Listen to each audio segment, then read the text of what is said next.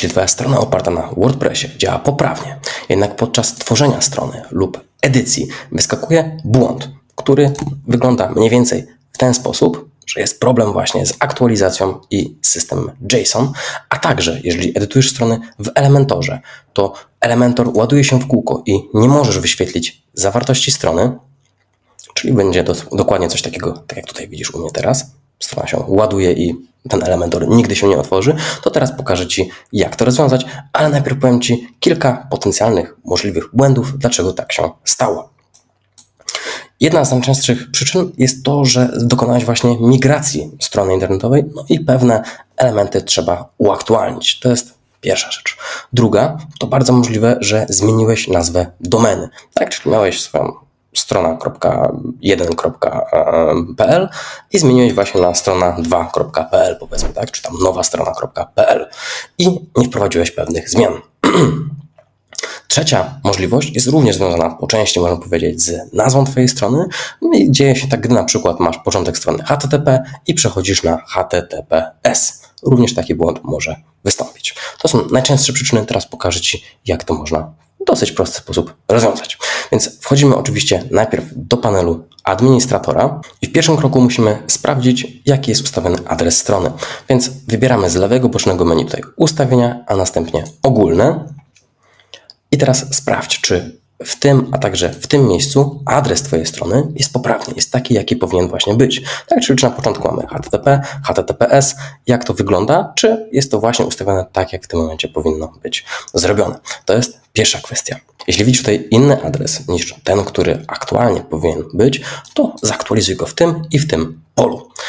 Ważne, aby zwrócić uwagę tutaj także na to, czy to jest protokół HTTP czy HTTPS. Jeżeli zmieniasz protokół z HTTP na HTTPS, to po zapisaniu zmian tutaj na samym dole zostaniesz wylogowany, więc ważne, abyś pamiętał także swoje dane administratora, abyś mogła ponownie się zalogować. Drugie możliwe rozwiązanie polega właśnie na podmianie linków wszędzie wewnątrz swojej witryny.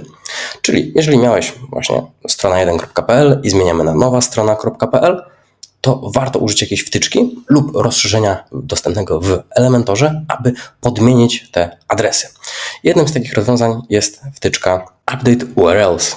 Możesz właśnie zainstalować tą wtyczkę. W niej w bardzo prosty sposób zaktualizujemy wszystkie swoje adresy wewnątrz witryny. Już Ci pokazuję, jak to zrobić. Uruchamiamy wtyczkę zaraz po instalacji. Obsługa tej wtyczki jest bardzo prosta. Mamy tutaj tylko i wyłącznie dwa pola, a następnie trzeba zaznaczyć, co chcemy zaktualizować. W pierwszym polu wpisujemy stary adres, czyli właśnie Twoja strona1.pl, powiedzmy tak. I w tym momencie wszystkie te miejsca zostaną zastąpione na to, co podasz w polu drugim. Czyli na przykład, jeśli linkowałeś do strona1.pl łamane _produkt, tak? No to teraz ten link by prowadził do strony, która już prawdopodobnie nie istnieje, czyli byłby złamanym, zepsutym linkiem. Jeżeli zaktualizujemy to na właśnie nowa-strona.pl, no to po prostu zostanie ten tekst pierwszy zastąpiony tym nowym, a Twój link zostanie zaktualizowany i wszędzie będą poprawne wyniki. Kiedy podasz tutaj stary link, nowy link, to zjeżdżamy niżej i zaznacz sobie wszystkie miejsca, w których chcesz, aby zostało to zastąpione, tak? Czyli w artykułach, w rozszerzeniach, w linkach i innych miejscach, wszędzie to wszystko możesz pozaznaczać, aby najlepiej zaktualizowało się to we wszystkich możliwych miejscach. No bo jeśli Twoja stara strona nie będzie już dostępna, no to lepiej, żeby te wszystkie linki prowadziły w nowe miejsce. Następnie wystarczy, że klikniesz sobie, aby zaktualizować adresy URL, a następnie tutaj wyskoczy Ci od razu wtedy wynik, ile adresów w jakiej kategorii zostało zaktualizowanych, no i komunikat powodzenia. Następnie, gdy już to wszystko zrobisz, weź wtyczki, zainstalowane wtyczki i usunąć to rozszerzenie, no bo ono już więcej Tobie nie będzie potrzebne. Kolejną rzeczą, którą warto sprawdzić, jeżeli masz tego typu błąd z JSON-em w WordPressie, to plik htaccess. Możesz go usunąć całkowicie. WordPress powinien wtedy wygenerować nowy, czysty plik, właśnie htaccess. Jak usunąć taki plik? No musiałbyś się zalogować do swojego serwera FTP, a następnie w katalogu głównym poszukać pliku, który wygląda tutaj. Wrzucę Tobie zaraz nazwę. Jest to dokładnie .htaccess i otwierasz taki plik, usuwasz go. Ewentualnie, jeżeli znasz jego zawartość, wiesz jak to działa, możesz sprawdzić, czy nie ma tam jakichś dziwnych konfiguracji. Domyślnie, jeżeli go usuniesz, WordPress szybko stworzy nowy taki plik, który powinien działać i bardzo możliwe, że to również rozwiąże Twój problem. I ostatnia możliwa tutaj ode mnie propozycja, jak naprawić tego typu błąd, to przechodzimy sobie tutaj właśnie w ustawienia z powrotem i wybieramy bezpośrednie odnośniki. Bardzo możliwe, że zostało coś uszkodzone z permalinkami, czyli właśnie bezpośrednimi odnośnikami. Jak można to naprawić? No, najprościej przekliknąć się na jakieś inne linki, wtedy te ustawienia zostaną zmienione, a następnie nadpiszemy je z powrotem tak, jakbyśmy chcieli. Więc robimy tutaj zapisz zmiany i następnie robimy z powrotem, wybieramy sobie nazwa wpisu, no albo własny format, tak jak chcesz, aby to było ustawione. Robimy zapisz.